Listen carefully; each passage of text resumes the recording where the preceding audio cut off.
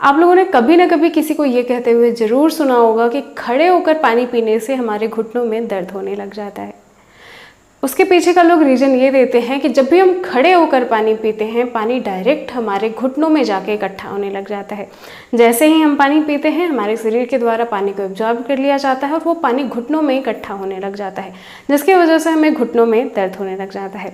और कुछ लोग इसके पीछे का रीज़न ये बताते हैं कि जब भी हम खड़े होकर पानी पीते हैं तो वो हमारे फूड पाइप से जल्दी से होके हमारे स्टमक में चला जाता है, हमारे पेट के अंदर चला जाता है। पानी इतना प्रेशर के साथ गिरता है हमारे पेट में कि हमारे आसपास के जो भी ऑर्गन्स होते हैं पेट में उपस्थित, उनमें दिक्कत शुरू हो जाती है।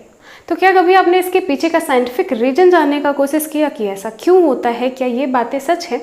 आज इस वीडियो में हम बात करने वाले हैं कि खड़े होकर पानी पीने से हमें क्या नुकसान हो सकता है और बैठ के पानी पीने से हमें क्या फ़ायदे होते हैं। तो चलिए वीडियो शुरू करते हैं। हम जो भी चीज़ें खाते या पीते हैं वो हमारे शरीर में, हमारे डाइजेस्टिव सिस्टम में जब पहुँचता है, हमारे फूड पाइप में जब पहुँचता है तो पेरिस्टालसिस मूवमेंट के द्वारा आगे बढ़ता है। पेरिस्टालसिस मूवमेंट क्या होता है? जब भी हम कुछ खाते हैं तो हमारे जो फूड पाइप होती है, पहले वो कॉन्ट्रैक्ट होती है, रिलैक्स होती है, कॉन्ट्रैक्ट होती है, रिलैक्स होती है।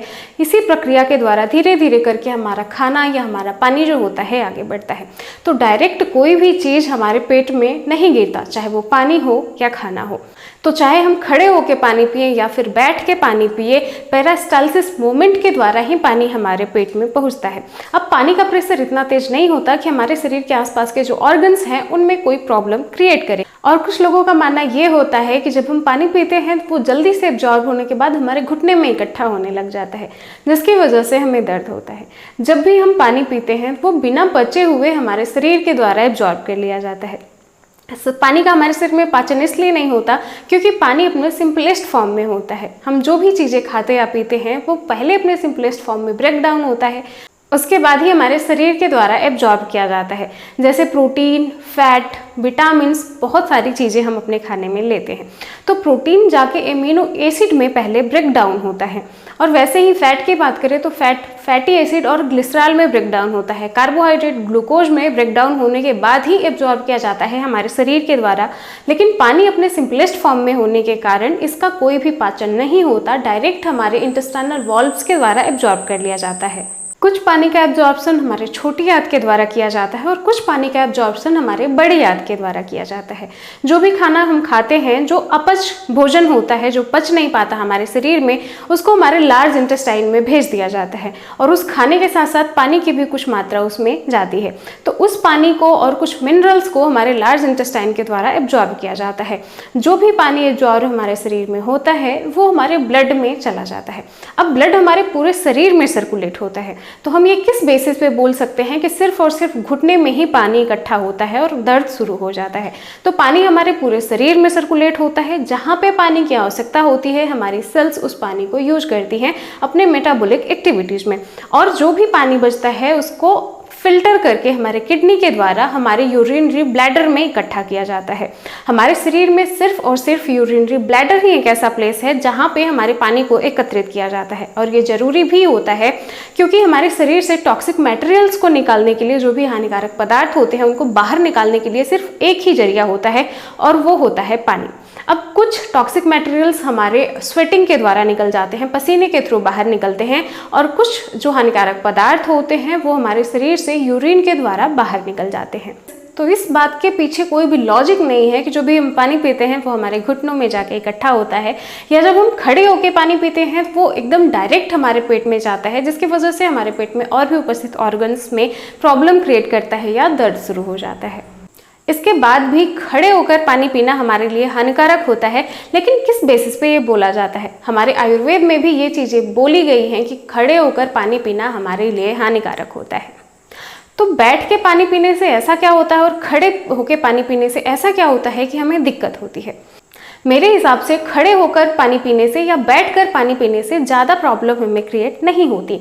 जितना प्रेशर खड़े होकर पानी पीने से होता है उतना ही प्रेशर बैठ के पानी पीने से, लगभग उतना ही प्रेशर हमारे शरीर पे पड़ता है, हमारे पेट में पड़ता है। अब फिर भी उसके बाद कुछ लोग मानते हैं कि बैठ के पानी पीना ज़्यादा सही होता है। क्या आप लोगों ने एक चीज़ नोटिस की है, जब हम खड़े होते हैं तो भी हमारे शरीर का जो ऊपर का भाग होता है वो उसी अवस्था में होता है। जब हम बैठे होते हैं तो भी हमारे शरीर का जो भाग होता है, हमारे कंधे से लेके और हमारे पेट तक का जो भाग होता है वो उसी अवस्था में होता है। बैठते समय बस हमारा कमर से लेके पैर तक का भाग फोल्ड होता है, न कि हमारा पेट। हमारा डाइजेस्टिव सिस्टम जो होता है, हमारा फूड पाइप जो होता है, उसी अवस्था में रहता है, चाहे हम बैठे रहें या फिर खड़े रहें। उसके बावजूद भी लोग ये बोलते हैं कि खड़े होकर पानी पीना हानिकारक होता है और बैठ के पानी पीना बेनिफिशियल होता है। तो ये किस बेसिस पे बोला जाता है? ऐसा माना जाता है कि जब हम खड़े होकर पानी पीते हैं तो उस समय हम रिलैक्स नहीं होते, और जब हम बैठ के पानी पीते हैं तो जो हमारी मांसपेशियां होती हैं वो काफ़ी रिलैक्स होती हैं, हमारा जो नर्वस सिस्टम होता है वो काफ़ी रिलैक्स होता है। तो बैठ के जब हम पानी पीते हैं तो उसका एब्जॉर्प्शन हमारे शरीर में सही तरीके से किया जाता है, सही से हो जाता है, जिसकी वजह से पानी के जो पोषक पदार्थ होते हैं वो हमें सही से मिल पाते हैं। लेकिन ऐसा बिल्कुल भी नहीं है कि अगर आप खड़े होकर पानी पीते हैं तो आपके घुटनों में बहुत ज़्यादा दर्द होने लगेगा एक उम्र के बाद।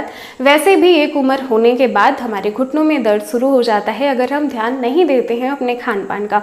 अगर हमारी हड्डियां कमज़ोर हो जाती हैं, हम अपने खाने में कैल्शियम, फास्फोरस, पोटेशियम ये सारी चीज़ें नहीं लेते हैं, तो इससे हमारी हड्डियां कमज़ोर हो जाती हैं और इससे घुटनों में दिक्कत या फिर जॉइंट्स में हमें प्रॉब्लम देखने को मिलती है।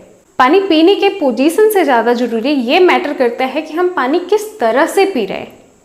पानी अगर आप घूट घूट करके पीते हैं तो उसका एब्जॉर्प्शन हमारे शरीर में ज़्यादा सही तरीके से होता है। अगर हम पानी इकट्ठा 1 से 1.5 लीटर तक पी लेते हैं तो क्या होता है, पानी जब हमारे शरीर में अधिक हो जाएगा तो जल्दी से ही हमारे यूरिनरी ब्लैडर में भेज दिया जाता है। हमारी शरीर पानी का उतना ही यूज करेगी जितना उसको आवश्यकता होती है ना।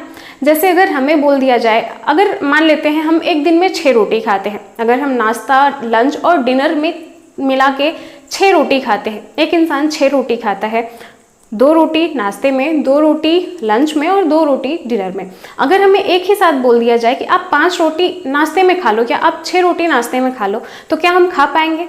अगर मान लेते हैं कि हमने उस रोटी को खा लिया, हमारे शरीर को उतनी ऊर्जा की आवश्यकता नहीं है और हमारे शरीर की कैपेसिटी नहीं है कि वो 6 रोटी को एक साथ ही डाइजेस्ट कर पाए, तो हमारा पेट खराब हो जाएगा। अगर हम इतनी रोटी खा लेते हैं तो हमें हो सकता है उल्टी शुरू हो जाए या दस्त होना शुरू हो जाए, क्योंकि वो खाना हमारे शरीर में डाइजेस्ट नहीं हो पाएगा। अब हमारे शरीर को 2 ही रोटी के एनर्जी की आवश्यकता थी, अब हमने 6 रोटी एक साथ खा ली या 5 रोटी एक साथ खा ली, तो क्या होगा, या तो वो उल्टी के थ्रू या फिर लूज मोशन के थ्रू हमारे शरीर से बाहर निकाल दिया जाएगा। वैसे ही हमारे पानी के साथ होता है। जब हम पानी 1 से 1.5 लीटर लगातार पी लेते हैं, एक ही साथ पी लेते हैं, तो हमारे शरीर में पानी की अधिकता हो जाती है, और जब पानी अधिक होगा हमारे शरीर में तो उसको जल्दी से हमारे यूरिनरी ब्लैडर में भेज दिया जाता है ना। पानी में बहुत सारे मिनरल्स भी पाए जाते हैं जो कि हमारे शरीर के लिए और हमारे बोन्स के लिए एसेंशियल होते हैं, आवश्यक होते हैं। तो जब हम एक साथ पानी पी लेते हैं तो उसका एब्जॉर्प्शन सही से नहीं हो पाता और उसे जल्दी ही हमारे यूरिनरी ब्लैडर में भेज के हमारे शरीर से बाहर निकाल दिया जाता है। लेकिन वहीं अगर हम पानी धीरे धीरे करके और घूट घूट करके पीते हैं तो उस पानी का पूरी तरह से एब्जॉर्प्शन हो जाता है हमारे शरीर में, और उस पानी में उपस्थित जो मिनरल्स होते हैं वो हमारे शरीर द्वारा एब्जॉर्ब कर लिए जाते हैं और यूज कर लिए जाते हैं। तो खड़े होके बैठ के पानी पीने से ज़्यादा ज़रूरी हम किस तरह से पानी पी रहे हैं ये ज़्यादा ज़रूरी होता है।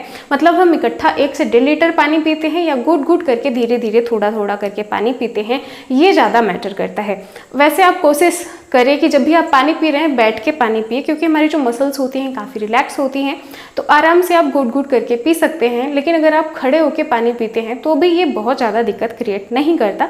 बस आप अपने खान पान पे ध्यान रखते हैं। अगर आप अपने खाने में कैल्शियम वगैरह लेते रहते हैं, कैल्शियम की प्रॉपर मात्रा रहती है, तो हमारी हड्डियों में प्रॉब्लम नहीं होगी। और घुटने की ज़्यादातर प्रॉब्लम यूरिक एसिड के लेवल के ज़्यादा बढ़ जाने की वजह से होती है, गठिया की वजह से होती है, और भी बहुत सारी दिक्कतें हो सकती हैं, हड्डियों के कमज़ोर होने की वजह से हो सकती है। तो ये थी आज की वीडियो। आई होप आपको अच्छी लगी हो। वीडियो यहाँ तक देखने के लिए थैंक यू सो मच। मिलते हैं अपनी अगली वीडियो में, तब तक के लिए बाय बाय।